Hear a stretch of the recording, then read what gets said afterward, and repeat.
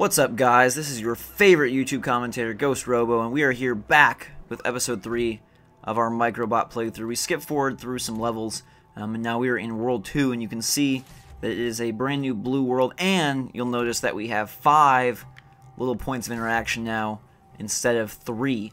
We're playing some co-op here. I've got some fast-paced electron guns in the front and some heavy cannons in the back, and you'll notice that the whole look of the game has changed.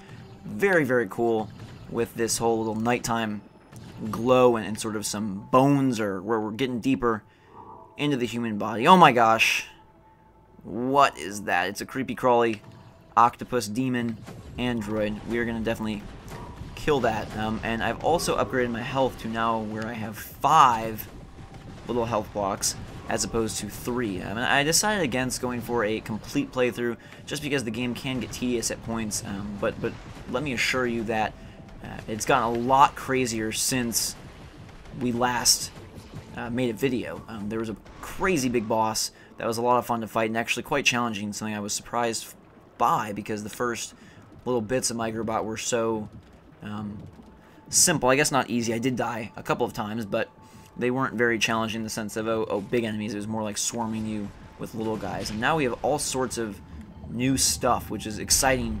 You know, you never know when you go to a new world, is it going to be the same enemies in just a different color? But besides changing the color from red to blue, they've also messed with the lighting, and I'm really surprised by how little media attention this game has gotten. I believe it's probably just because it sort of came out right at the beginning here of 2011, or actually at the end of 2010, and really no fanfare whatsoever. But as you can see, if you remember from episode 1 and 2, this is totally different. Now we're fighting against robot droids. Who knows what is going on? Okay, so I guess we can't hurt them directly.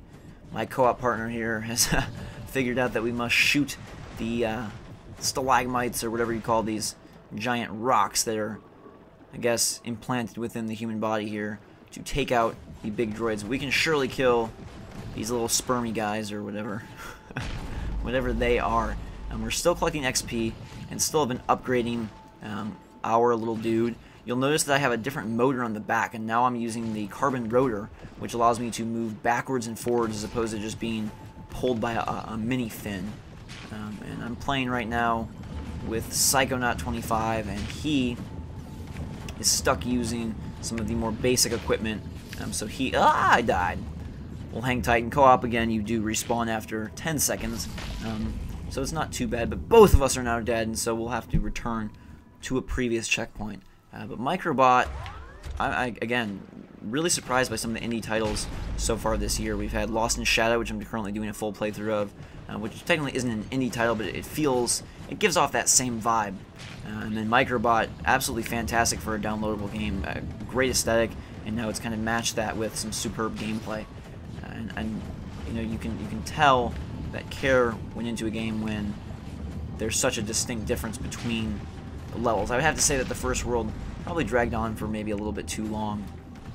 But I know that before we talked about some different things, about Game of the Year discussions, about etc., etc. Robotic flagellum. Who knows what the heck that could be. So this episode, I wanted to stay a little bit more focused on the gameplay and just give you some more details and fun stuff about Microbot. I don't think we need to upgrade, as we just went to an upgrade station a little bit ago, so we're going to zoom past. Let's collect, come on, let's collect these little XP power-ups, bring up our map, and we can go down. You want to go down? Let's go down. I have some dual commentaries set up. I actually have 3 in the works. I'll kind of keep them a surprise in terms of who I'm doing them with and what games we're going to be featuring, but look for those. Robotic insertion. Look for those in the very near future. What is this? Apparently we need to shoot it, and it's going to explode with XP goodness. You think we're doing any damage here? I can't really tell as we fight off all the enemies. I really like how the enemies almost take on a whole new look and feel by just the lighting change and the color change from going from, you know, red to blue. Everything looks a little bit more demonic, a little bit more sinister, a little bit more dastardly, and I kind of like it. I also like collecting all these new weapons, and next upgrade station I'll show you that we really haven't unlocked very much. There's still a lot of slots to be opened up, and I'm pretty excited about that. What I plan on doing is this is episode 3 of Microbot, and I plan on doing 6 or 7 of them, 5, 6 or 7, depending on how the game goes, and I'll just kind of mix them in as I find fit and as I think would be a cool point. Obviously, as soon as I saw this very blue, very gray, very ambient world, I wanted to share it with you guys, and so instantly put it on the recorder. Let's go to this upgrade station just shortly to show you. If we even bring up the one of our weapons, we still have what, 3, 6, 9, 10 parts to unlock. And if we go to upgrade, we have nothing defensive yet. With 5 slots, it gives you an option to, maybe you're going to put the melee lancer on the front, and at first I didn't really see much use for those melee weapons, but now with more parts, it makes a little bit more sense, and you can see where they would become more and more useful. So let's get out of this and be done with our upgrading and continue on. Hopefully we can beat a level here. The levels are a little bit long. There are, what, 4 per world, and there are 5 different worlds. So I'm assuming there's going to be 5 crazy color schemes and crazy new aesthetics, which would be really exciting, especially if they can mix them up even further. So far we've found 1 boss and sort of 1 chase sequence, which you did see in, I believe, episode 2. But now there is an even more wide variety of enemies. Kind of an onslaught of combat in the recent levels. We found ourselves in some situations where we were just in open rooms, just surrounded by foes, surrounded by enemies, and it got pretty intense. And I was surprised that the game became so frantic as it did. I don't know if we can actually kill this guy if we're doing damage. I think we are. There we go. Yes, he's lighting on fire. And all the little trailing effects and streaking, if you look behind my little blue Microbot and Psychonaut's green Microbot, very cool. We've still got slow goo that we can wind our way through here, but just the lighting and the tracking, the trails are very spectacular. One last thing I'll mention regarding my channel is that I have a new series called Like Honestly starting up. The first episode deals with me getting out of my Black Ops slump, and the second episode, which will be up very shortly, if not already up by the time you watch this, has to do with the internet hype wagon, and I think you'll really enjoy that episode as we pick up an atom attractor, which clearly is just a little secondary part which will help us collect the XP granules. But Like Honestly is just a series where I feature something and I have a discussion about something that either I'm really excited about or that has me really riled up. It could be from the news, it could be from my life, it could be something crazy that I hear or see. So feel free to message me or leave a comment of anything you may want to see featured or discussed. I'm more than happy to take suggestions, and we'll very likely probably follow through on them if there's enough of a want and a desire for a specific topic. If we get close enough here, you can see we have a co-op little strand tether that we can tether together and kill guys with. And it proved quite beneficial in some of the more crowded rooms in World 1. Here it doesn't seem to be as effective because the enemies are stronger. As we just unlocked some achievement, Cold-Blooded. I don't know what that is for. And let's pause and see what that's about. Kill 25 nanite enemies that emerge when you kill host organisms. Alright, so we're picking up more and more achievements, which always leaves me happy, always leaves me proud.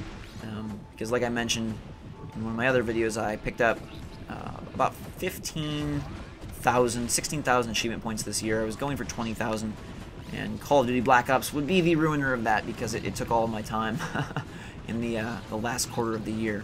We're picking up a lot of new blue things for parts, and I guess that's a good way to encourage you to fight all these enemies when you may just pass through, is by saying, hey, they may drop one of these blue things and you may pick up a new part. It's kind of an organic way of encouraging you to stay and fight, but I'm just about dead, so I am dead. You need to stay alive, Psychonaut. Please keep yourself safe. Oh no! And I gotta say, this is a little bit frustrating to have to backtrack to our most recent checkpoint, and as you can see, it's taking us back not too far, but a decent way through the level, and it does erase our progress with those weapons, so that's kind of stinky. I kind of wish for a game like this that, it's obviously short, it's obviously cheap, so why not just let us respawn right there? That would be just as fun, and I'd be just as happy with it. I guess they're trying to add, challenge and artificially extending the length by increasing the difficulty, but here, I'm fine with more of an arcade-style experience where we just respawn and go. This rotor propeller thing that I have is supposed to make me more mobile and more agile, but I still have a tough time turning, and if anything, I've got to say that I wish the controls were a little bit tighter, maybe more in line with Geometry Wars as opposed to float your boat, loosey-goosey controls. I guess they kind of fit the theme. Good job, Psychonaut. There's an achievement for you. 10 G's.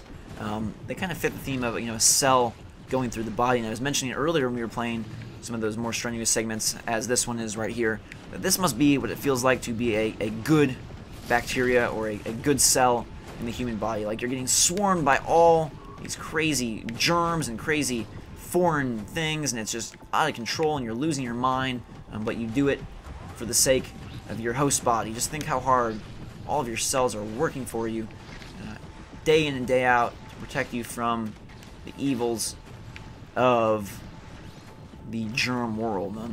The co-op gets a little bit queer sometimes when we get too far apart, and it can pin me in a corner or pin Psychonaut in a corner to the point where we can't see. And there's sonic detonators, so all of a sudden we are revealing the majority of the parts in the game, which is kind of cool.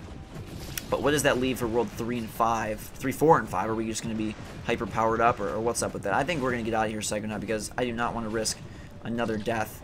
I'm very scared we're about to have one. So there you go, you're back. I feel a little bit safer now. Now I'm gone, so you gotta survive.